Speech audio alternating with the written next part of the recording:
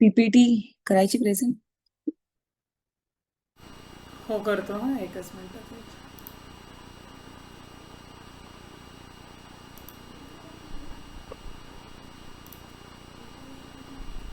हरिओम. आदित्य काका PPT present करतोय, तोपर्यंत आपण थोडंसं बेसिक बघून घेऊया. आपण आज एकदम पोखरण बद्दलची माहिती का बघायला लागलो, तर मुळात नॅशनल टेक्नॉलॉजिकल डे हा 11 मेला आताच जस्ट साजरा झाला. आज तारीख किती आहे कोण बरं सांगेल? कोण जागा इकडे? ओम, यदुवीर, कुणी आहे का? बहुतेक सगळेजण खेळायला गेलेले दिसत आहेत किंवा म्हणजे म्यूट वर आहेत. तर आज 23 मे 23 तारीख. म्हणजे हा, तर याच्या आधी 12-13 दिवसापूर्वी नॅशनल टेक्नॉलॉजी डे हा साजरा केला जातो मे 11ला दरवर्षी. आणि जेव्हा आपण नॅशनल म्हणतो ना, तर त्यावेळेला तो मुख्यतः भारतातच साजरा केला जातो. काही डेज असतात ते आपण पूर्ण जगामध्ये साजरे करतो, जे की इंटरनॅशनली साजरे केले जातात. जसं वर्ल्ड वॉटर डे 22 मार्चला वर्ल्ड वॉटर डे साजरा केला जातो, जो की पूर्ण जगात करतात. पण national sports day, national youth day, national technology day हे सगळे भारतामध्ये साजरे केले जातात. तर 11 मेला हा साजरा केला गेला किंवा दरवर्षीच केला जातो. तर यावेळेला त्याच्यामध्ये काय गंमत होती ते आपण आता पुढच्या स्लाइडमध्ये बघणार आहोत. मुळात हा का ही तारीख निवडली, म्हणजे 12 मे का नाही किंवा 15 मे का नाही, तर या 11 मेच्या दिवशी 1998 साली आपण सक्सेसफुली ऑपरेशन शक्ती हे कंप्लीट केलेलं होतं, ज्याला पोखरण 2 असं म्हटलं जातं. न्यूक्लिअर टेस्टची फेज 2 असं म्हटलं जातं. आणि त्यावेळेला हे कुणाच्या नेतृत्वाखाली केलं होतं, तर माजी पंतप्रधान अटल बिहारी वाजपेयी हे त्यावेळेला पंतप्रधान होते. म्हणजे त्याच्या आधी न्यूक्लिअर टेस्ट भारतामध्ये झाली नाही का? तर झाली 1974 साली मे मध्येच. पण 18 मे रोजी पोखरण 1 यावेळेला स्माइलिंग बुद्धा या नावाने ते पीसफुल एक्सप्लोजन ऑपरेशन घडवून आणलेलं होतं. पण ते अतिशय त्याची मर्यादित स्वरूपाचं होतं. म्हणजे ते ऑपरेशन असं नव्हतं की ज्याच्यामुळे आपण एक न्यूक्लिअर पॉवर आहोत असं जगाला आपण सांगू शकतो. पण जेव्हा 11 मेला 98 साली हे जे पोखरण झालं, तर त्यावेळेला सलग 5 सिरीज ऑफ एक्सप्लोजन झाली आणि त्याचं एकदम स्वरूप हे खूप मोठं होतं पहिल्या टेस्ट पेक्षा. आणि ज्याच्यामुळे आपण जगाला ठाम सांगू शकत होतो की हो, आम्हाला माहिती आहे न्यूक्लिअर पॉवर म्हणजे काय आणि गरज लागलीच आम्ही त्याचा उपयोग पण करू शकू. तर असं हे एकदम आपल्या इतिहासातलं खूप महत्वाचं पेज आहे की ज्याच्यामुळे आपण एक डिफेन्स सिस्टम मध्ये बाकी तर आपल्याला माहिती आहे, नौदल असतं, पायदळ असतं, नंतर एक आपलं एअरफोर्स असतं.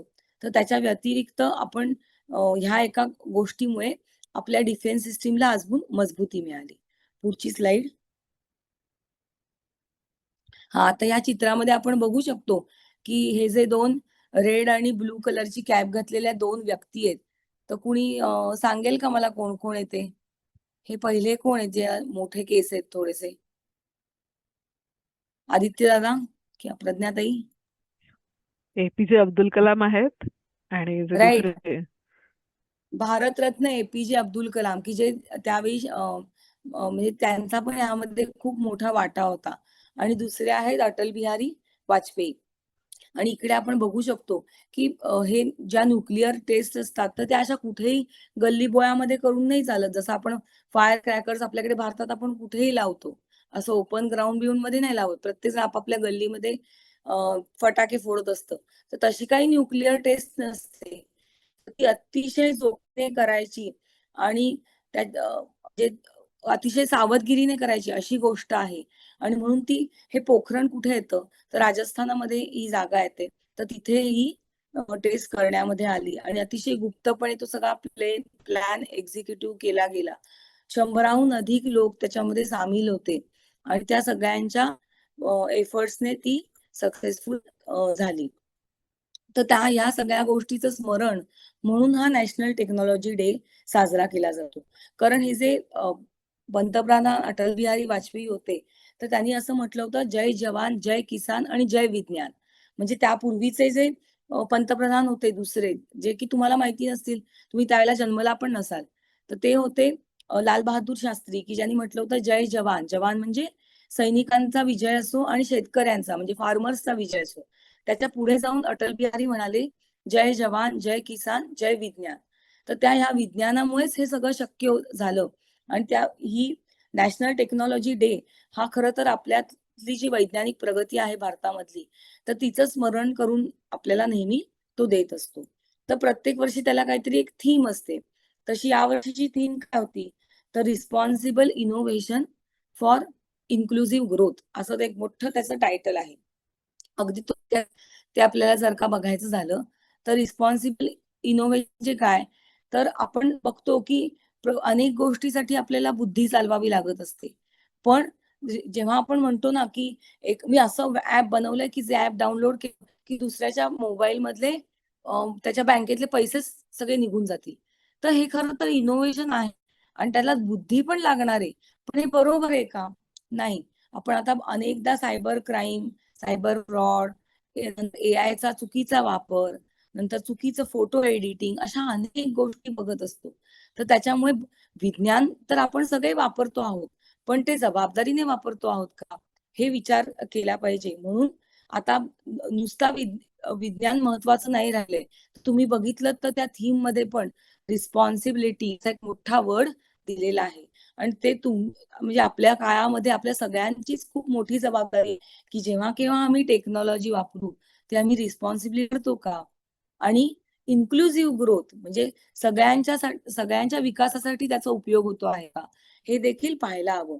कारण असं नाही झालं पाहिजे, की टेक्नॉलॉजीने जे आधी श्रीमंत आहेत, तेच अजून श्रीमंत होतायत किंवा आधी जे म्हणजे आधी जे हुशार आहेत किंवा ज्यांना शिक्षणाची संधी आहे, त्यांनाच फक्त काय ते समजतंय.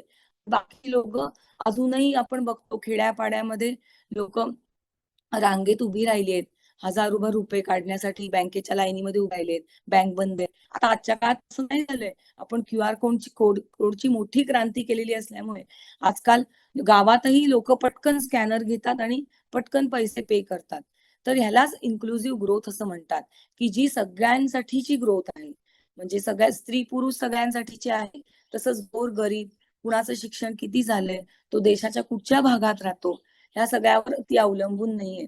तर अशा प्रकारचं इनोव्हेशन हे इम्पॉर्टंट आहे, असं यावर्षीचं हा डे सांगतो. आणि त्यानुसार दरवेळेला तुम्ही थोडंसं लक्ष ठेवा 11 मेच्या वेळेला. खरं तर त्यावेळेला सुट्टी असते. त्यामुळे आपलं खूप लक्ष नसतं आपल्या मजा सोडून.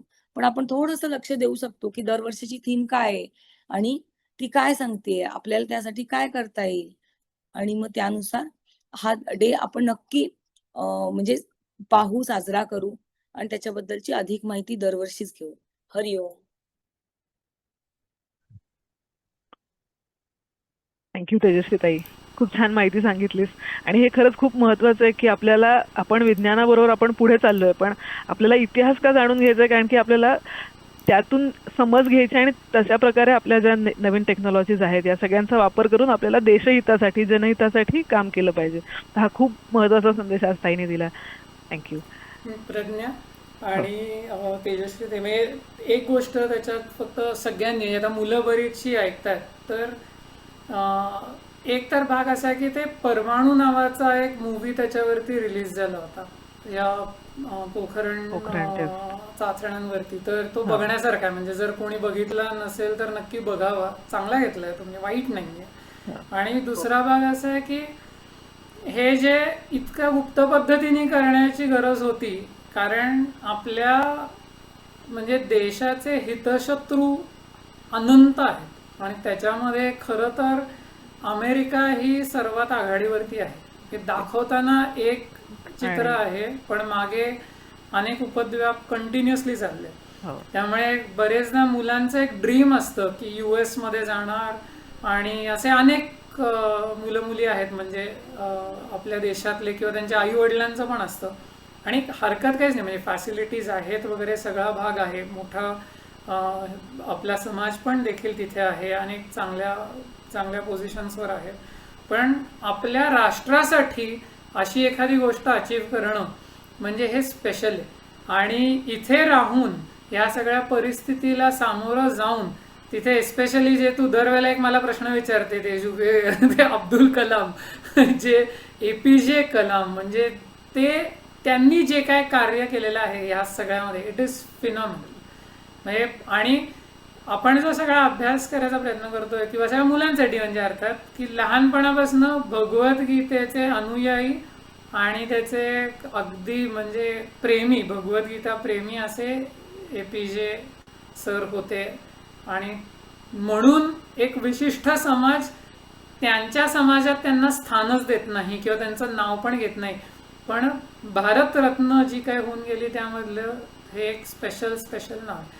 आणि आता जे जसं आता ओम आहे का नाही माहिती नाही, म्हणजे जर असेल तर त्यांनी अर्जुन टँक बद्दल सांगितलं तर आहे ओम मी तुला स्पॉटलाईटमध्ये जस्ट घेतो, ऍड करतो. तर आणि यदुवीर असेल तर यदुवीरनी भगवद्गीतेतले बरेच श्लोक सांगितले. इकडे खट्टू झालेला बिट्टू पण होता आणि असे इतके सुंदर सुंदर सगळ्या गोष्टी म्हणजे सांगितल्या. पण या सगळ्यांनी लक्षात घेण्यासारखं आहे की ह्या सगळ्या ह्याच्यामध्ये प्रवासामध्ये भगवद्गीतेचा अभ्यास हा मध्यवर्ती ठेवायचा प्रयत्न करा सर्वजण. म्हणजे आता इतके छान श्लोक, कविता, काव्यवाचन फारच सुंदर केलं स्वस्तीनी. तर ह्या सगळ्या ह्याच्यामध्ये भगवद्गीतेचा अभ्यास म्हणजे बिट्टूला पण खट्टू होऊ नये म्हणून भगवद्गीता शिकवा असं की थोडा अभ्यास करा, क्रोधावर नियंत्रण.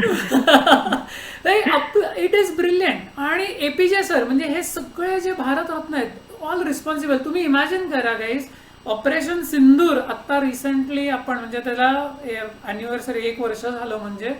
सो व्हॉट हॅपन्ड, ही लोक आपल्याला जगू देणार नाहीत इन केस आपण आपल्या स्वतःला आपल्या स्वकष्टांनी आणि आपल्या धर्माचं योग्य ते अंडरस्टँडिंग घेऊन अशा पद्धतीने जर अर्जुन टँक सारखे टँक्स आपण बिल्ड केले नाहीत, अर्जुनासारखं आपण कष्ट घेऊन धनुर्विद्या किंवा आता वेगवेगळ्या टेक्नॉलॉजीज आहेत, कारण इट्स अ टेक्नॉलॉजिकल वॉरफेअर आणि सिच्युएशन राईट, त्याच्यामध्ये प्रावीण्य मिळवलं नाही आणि आपल्या राष्ट्रासाठी जर आपण कार्य केलं नाही तर इतर कोणीही येऊन आपल्याला काहीतरी they are not going to hand us a silver spoon. आपल्याला हे समजलं पाहिजे.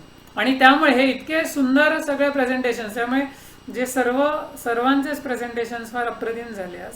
आणि प्रज्ञाताई तर छान कंडक्ट करते आणि तिचं प्रेझेंटेशन तर फॅसिनेटिंगच होतं. म्हणजे काय ब्रिलियन्स आहे आपल्या सर्व लोकांचा आणि तो सगळा वारसा आपल्याला मिळालेला आहे. So all of you need to understand that आणि टेक इट फ्रॉम देअर.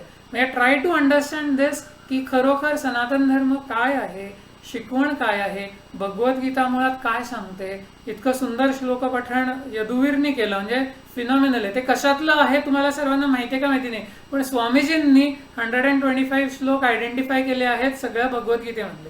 आपण कधीतरी वेळ मिळाला तर नक्की सेशन घेऊयात भगवद्गीता थोडंसं इंट्रोडक्शन आणि अंडरस्टँडिंगसाठी.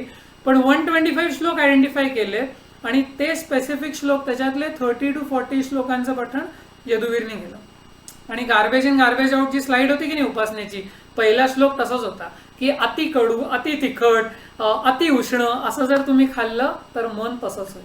पण all of this then combines into what we are trying to understand and do आणि how you need to proceed and progress. पण ब्रिलियंट, व्हेरी नाईस. सो मला असं वाटलं की APJ सरांचं चित्र होतं आणि त्याच्यामध्ये लिडरशिप अटल बिहारींची होती. म्हणजे brilliant people. The amount of pressure आज सुद्धा जे ह्या चांगल्या चांगल्या लीडर्सवरती आहे आपल्याला अनइमॅजिनेबल आहे. म्हणजे त्यांच्या लाईफवरती असलेले कंटिन्युअस थ्रेट्स आणि राष्ट्रासाठी हे लोक काय करतात. काहीच लोक आहेत मी अजिबात असं नाहीये की सगळी वरपासून खालपर्यंत लोक काही देशासाठी करतात नाही. स्वार्थ अनेक आहे त्याच्यात, अनेक लोकांचा आहे. पण there are definitely some people who are phenomenal. त्यांचं कर्तृत्व, त्यांचं कार्य आणि भगवद्गीतेचा अभ्यास, आणि सगळे लोक भगवद्गीतेची प्रेमी आहेत आणि अभ्यासक आहेत हे लक्षात ठेवा नेहमी. ओके, पण very nice. Over do you Pragya.